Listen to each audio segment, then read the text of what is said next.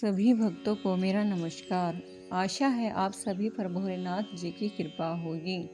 आज मैं आपको ऐसी कहानी सुनाऊंगी जिससे आपका विश्वास भगवान पर और बढ़ जाएगा।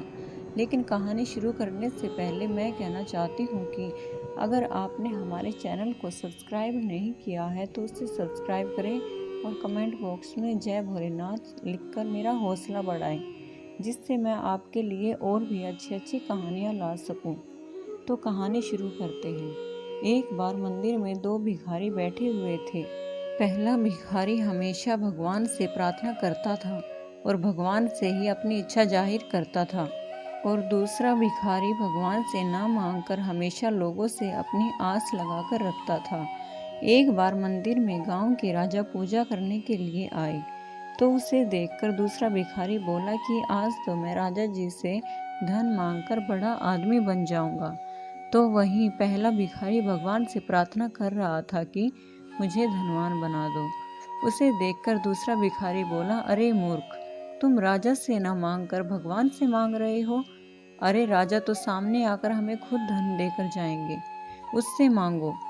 उनकी ये बातें राजा ने सुन ली, तो राजा ने सोचा कि ये मेरी इतनी प्रशंसा कर रहा है, क्यों ना इसे मैं धन दे दूं।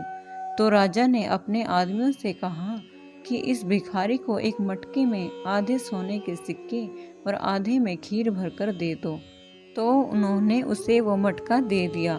भिखारी ने सोचा, चलो धन न सही, खाने को इतनी खीर तो मिली, और वो खीर खाने लगा। खीर खाकर उसका पेट भर गया, लेकिन मटके में खीर अब भी बची हुई थी। तो उसने सोचा दूसरे भिखारी को ही दे दूं। तो उसने पहले भिखारी को बाकी बची हुई खीर दे दी। लेकिन उसे क्या पता था कि मटके में नीचे सोने के सिक्के हैं। पहला भिखारी मटके को अपने घर ले गया, और जब खीर खत्म हुई तो उसमें सोने के सिक्के मिले।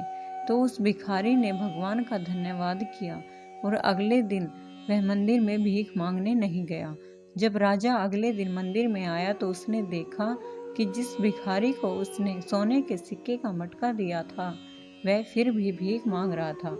तो उसने उस भिखारी से पूछा कि तुम्हारे साथ जो दूसरा भिखारी था वो कहाँ है। तो उस भिखारी ने कहा, महाराज, मैंने उसे कल बाकी बची हुई खीर दी थी, और उसे लेकर वो घर चला गया, और आज वो आया भी नहीं। तो राजा समझ गया कि भगवान से मांगने वालों की ही इच्छा पूरी होती है। मैं चाहकर भी इस भिखारी को अमीर नहीं बना पाया। इसलिए कहते हैं कि हमेशा भगवान से ही मांगो, इंसान से नहीं।